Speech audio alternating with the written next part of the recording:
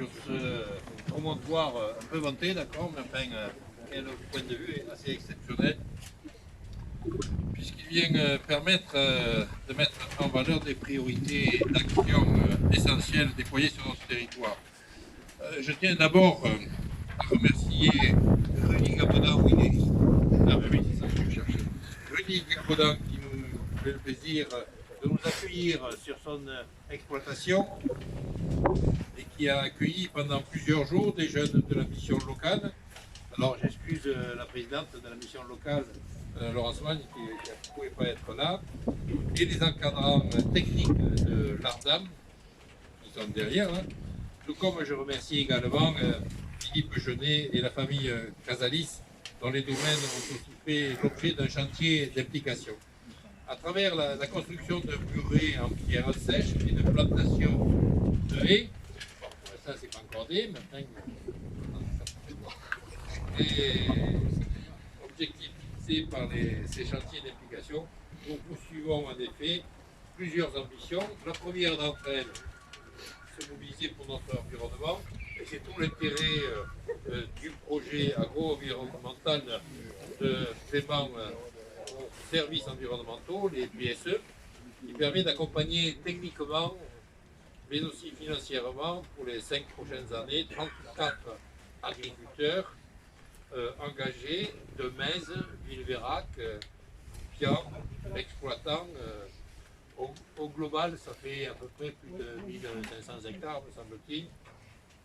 Le financement intégral par l'Agence de l'eau et la mobilisation pleine et entière du service espace naturel.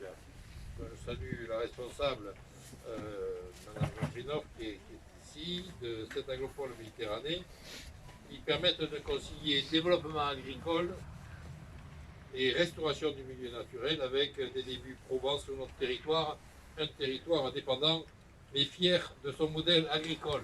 C'est le deuxième engagement que nous avons pris pour l'avenir de notre agglomération, et j'excuse d'ailleurs mon vice-président Michel Garcia qui, vous savez, se mobilise au quotidien sur cet enjeu essentiel. C'est aussi pour engager notre jeunesse sur les questions écologiques qu'ont été déployées ces actions.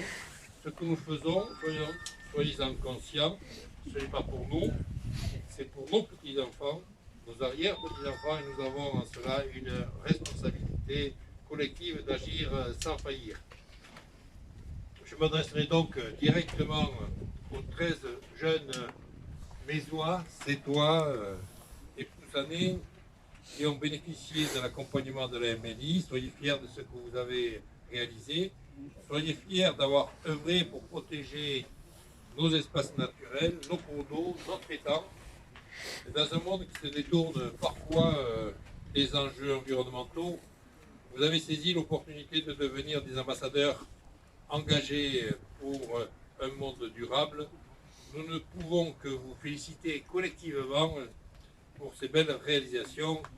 Et en matière d'écologie, plus que dans toute autre action publique, un acte vaut 1000 mots. Alors saluons la mobilisation de nos collectivités, des acteurs agricoles et économiques, de nos jeunes concitoyens qui démontrent qu'ensemble, nous arriverons à développer un modèle résilient, un modèle qui respecte son exceptionnel environnement. Et pas plus tard que tout à l'heure, j'étais à une audition vidéo avec une commission sénatoriale, justement, qui voulait savoir ce que sur notre territoire l'on faisait, justement, pour protéger notre environnement, pour faire des économies d'énergie, pour faire du développement durable, pour faire de l'économie circulaire.